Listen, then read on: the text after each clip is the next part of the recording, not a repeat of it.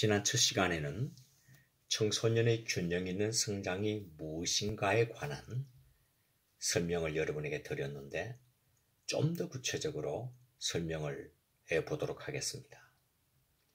청소년의 균형 있는 성장은 학교에서 배우는 지식 이외에 여러분 학교에서 배우는 그 지식 그 자체가 건전한 사회인, 성공적인 사회인, 후회 없는 삶을 살기에는 행복한 인생을 살기에는 충분하지 않습니다.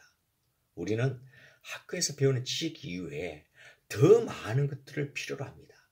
그러니까 우리 인생이 행복하고 의미 있는데 필요한 학교의 지식이라는 것은 매우 지극히 작고 일부분적인 것입니다.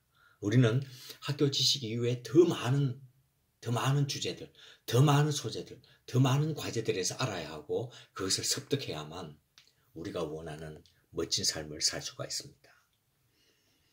거기에 필요한 것이 꿈이라는 것입니다. 인격이라는 것이죠. 감성이라는 것입니다. 건강이라는 것입니다. 또 지혜로운 삶의 방식과 기술이라는 것입니다. 제가 여러분에게 단도직입적으로 묻겠습니다. 여러분, 학교에서 꿈을 배우셨습니까? 학교가 여러분에게 꿈을 가지도록 만들어 주었습니까? 네, 거의 없을 겁니다. 해준 것은 이걸 겁니다. 어느 학교에 무슨 학과에 가거라.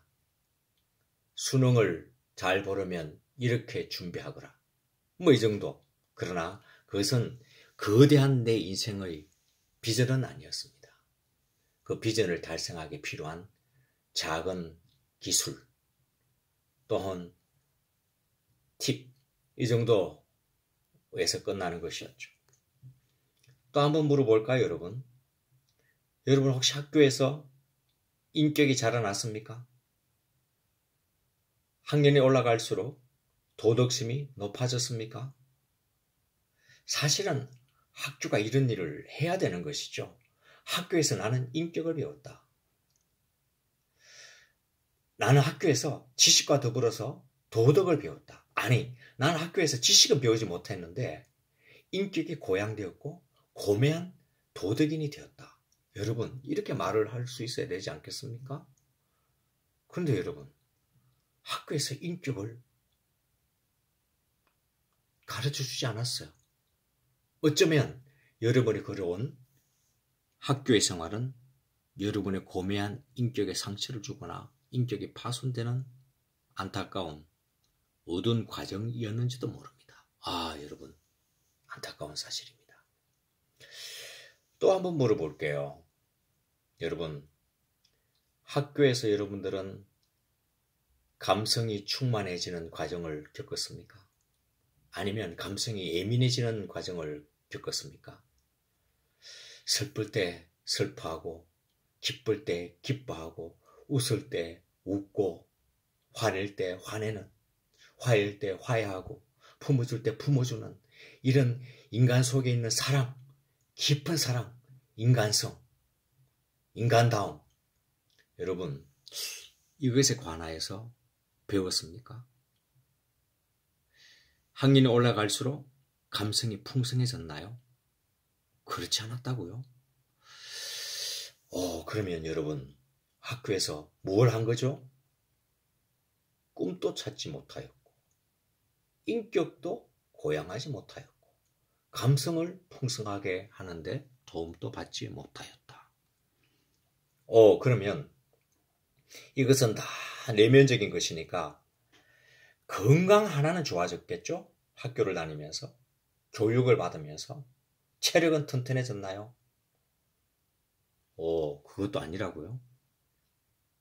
학년이 올라갈수록 내 몸은 지쳐져 가고 스트레스에 눌려 더 커야 할 키는 크지 않고 여러분 60대나 70대가 알아야 될 위장병을 중학교 2학년에 앓고 있고 여러분 안타까운 사실입니다. 학교가 여러분의 건강을 책임져 주지 못했습니다. 예외는 있습니다. 대부분이 그렇다는 겁니다. 그러면 이것은 가르쳐 줬겠죠. 지혜로운 삶의 방식과 기술. 이 지혜로운 삶의 방식과 기술은 사회적 기술이라고 하는 겁니다. 사회적 기술이라는 것은 다른 게 아니에요. 다른 사람을 이해하는 방식. 역지사지가 되어봐서 나와 다른 생각을 가진 사람들을 포용하고 어떻게 합치되는 두 사람이 공유하는 생각을 만들어 갈 것인가 라는 이런 것들. 나와 생각이 다를 뿐 아니라 피부 색깔과 민족이 다른 친구들을 어떻게 수용하여야 되는가, 어떻게 접근하여야 하는가, 뭐 이런 것들. 그리고 인생의 다양한 문제들이 있는데 특별한 문제들을 해결하는 그러한 기술과 지혜, 또 이런 것들도 있잖아요, 여러분. 이성에 관한, 이성관계를 어떻게 하면 멋있고 아름답게 이루어 나갈 것인가, 뭐 이런 것들. 어떻게 하면 팀워크를 잘 이루어 나갈 것인가, 뭐 이런 것들. 여러분, 이런 것들은 매우 중요한 삶의 방식과 기술들입니다. 이런 것들을 배우셨습니까? 못 배우셨죠? 그래서 학교 교육에서 모든 것을 배울 수 있는 것도 아니고 어쩌면은 전혀 배우는 것이 없다고 말해야 되는 심각한 상황까지 이르렀다고 저는 생각을 합니다. 정말 아픈 것 하나 찔러볼까요? 여기 이렇게 나와 있습니다. 청소년의 균형 있는 성장은 학교에서 배우는 지식 이외라고 했습니다. 여러분, 진짜 뼈 때리는 이야기입니다. 학교에서 배우는 지식이라고 했는데 여러분, 지식 여러분 학교에서 배웠습니까? 어디서 배웠나요? 물론 이 중에 한 30% 정도는 학교 교육만으로 지식을 배웠겠죠. 그리고 한 30%는 학교 교육과 더불어서 다른 학원에서 지식을 배웁니다. 그리고 40% 이상은 학교에서 지식을 전혀 배우지 않던가 자기가 가지고 있는 지식을, 특별히 학습과 관련된 지식을 다 학원에서 배웁니다. 학교는 포기하고요. 과외교습에서 배우고 있다고요. 그럼 학교는 무엇입니까? 학교의 정체는 무엇입니까? 청소년의 균형 있는 성장을 위해서 학교가 한 것이 무엇입니까? 최소한 100번 양보해서 학교에서 배우는 지식이 있다 하더라도 제가 여러분에게 언급한 꿈과 인격, 감성, 건강, 지혜로운 삶의 방식과 기술은 이제 학교에서 여러분에게 그리고 여러분이 사랑하는 후배인 청소년에게 주지 않습니다. 이 부분을 누가 감당해야 할까요? 여러분들입니다. 여러분의 정체는 청소년의 균형 있는 성장을 책임지는 사람입니다.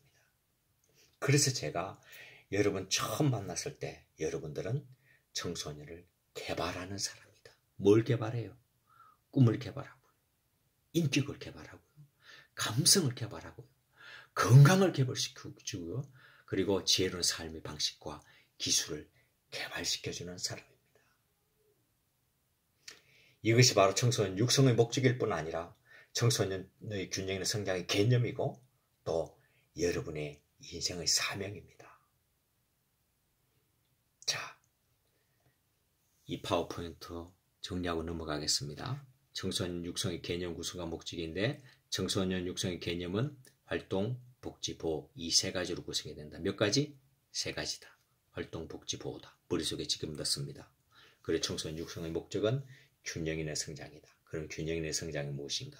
제가 여러분에게 지금 장황하게 사실 오프라인으로 하면은 더 많은 이야기를 할 수 있었을 텐데 아쉽지만 줄여서 그러나 예상보다는 장황하게 설명한 균형 있는 성장의 개념이었습니다. 자, 청소년 육성의 개념이 무엇이냐, 목적이 무엇이냐라는 과제를 이제 우리가 마쳤습니다. 그럼 또 다른 주제 하나로 넘어가겠습니다. 바로 우리의 주된 목적이 되는 주제이죠. 청소년 활동입니다. 청소년 활동이란 무엇인가?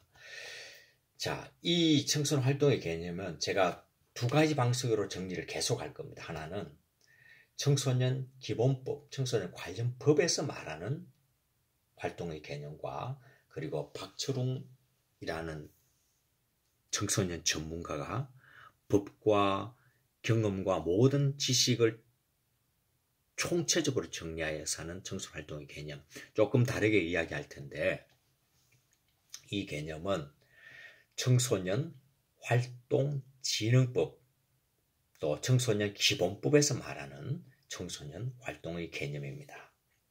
자, 우리가 해야 되는 일의 핵심을 이야기하는 것이니까 다 같이 이 내용을 소리내서 읽어볼까요? 제가 읽어보겠습니다. 청소년 활동. 청소년 활동이란 청소년의 균형 있는 성장을 위하여 필요한 활동과 이러한 활동을 소재로 하는 수련활동, 교류활동, 문화활동 등 다양한 형태의 활동을 말한다. 자, 이 긴 문장도 지금 머릿속에 넣으실 필요 없습니다. 이 세 가지만 넣으시면 됩니다. 청소년 활동은 세 가지다. 뭐? 수련활동, 교류활동, 문화활동, 이 세 가지다. 그러면 지금부터 수련활동, 교류활동, 문화활동에 대한 설명을 시작하도록 하겠습니다. 자, 이것은 앞의 내용을 다시 한번 정리한 거죠. 청소년 활동 세 가지, 수련활동, 교류활동, 문화활동, 목적 역시 청소년의 균형 있는 성장이고요.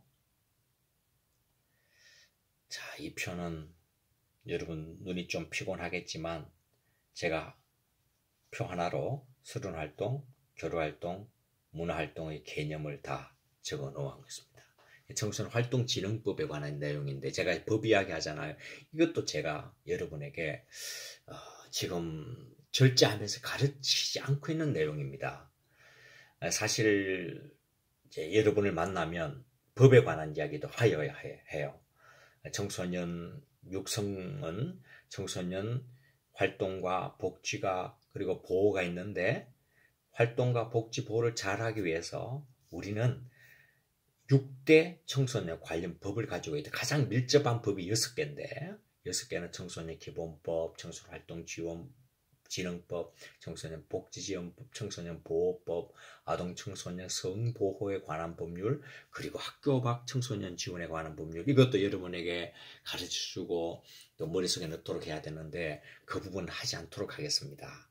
자, 법에 관한 이야기는 하지 않고 자, 듣고만 넘어가세요. 이 청소년, 이 수련활동, 교류활동, 문화활동 이 개념은 청소년 활동진흥법, 활동을 잘 할 수 있도록 국회에서 입법한 법, 활동진흥법에서 정의한 개념입니다. 수련활동, 교류활동, 문화활동 이 개념을 제가 한번 읽고 넘어가도록 할게요. 자, 청소년 수련활동. 청소년 수련활동이란 청소년이 청소년 활동에 자발적으로 참여하여 청소년 시기에 필요한 기능과 품성을 함양하는 교육적 활동으로서 청소년 기본법 제3조 제7호에 따른 청소년 지도자와 함께 청소년 수련거리에 참여하여 배움을 실천하는 체험활동을 말한다. 청소년 교류활동. 청소년 교류활동이란 청소년이 지역 간, 남북 간, 국가 간의 다양한 교류를 통하여 공동체 의식 등을 함양하는 체험활동을 말한다. 자, 마지막으로 청소년 문화활동. 청소년 문화활동이란 청소년이 예술활동, 스포츠활동, 동아리활동, 봉사활동 등을 통하여 문화적 감성과 더불어 살아가는 능력을 함양하는 체험활동을 말한다. 자, 이 세 가지 설명을 여러분에게 드렸습니다. 청소년 활동은 세 가지가 있다. 수련활동, 교류활동, 문화활동이 있다. 이걸 고쳐야 되겠네요. 문화활동이 있습니다. 수련활동, 교류활동, 문화활동이 있는데 자, 기본적인 개념은 이것이다. 여기까지 정리를 하도록 하고 제가 잠시 쉬었다가 세 번째 시간에는 수련활동, 교류활동, 문화활동을 조금 더 분석적으로 여러분에게 와닿도록 설명을 해 드리도록 하겠습니다. 한 가지 여러분 세 번째 시간으로 넘어가기 이 표를 잘 보십시오. 청소년 활동의 세 가지를 이렇게 분류를 해 놓았습니다만은 뭔가 무게감이 다르지 않습니까? 개념 설명의 정성이라고 할까요? 구성 단어라고 할까요? 그리고 법을 만들 때 심려를 기울인 그 정도라고 할까요? 여러분, 수련활동, 주로활동, 문활동을 설명하면서 정말 이 세 가지 활동 중에 가능한 한 제대로 설명하려고 노력한 활동은 무엇이죠? 예, 청소년 수련활동입니다. 원래 과거 법에는 교류활동, 문화활동이 없었어요. 교류활동과 문화활동 어쩌면 새로운 세대, 사회 변동에 부응하여서 등장한 개념 분류라고 할 수 있습니다. 그래서 수련활동의 모태에서 생겨난 이후의 다음 세대 개념이라고 할 수 있는데 세 번째 시간에는 청소년 수련활동부터 설명을 해드리도록 하겠습니다. 고맙습니다.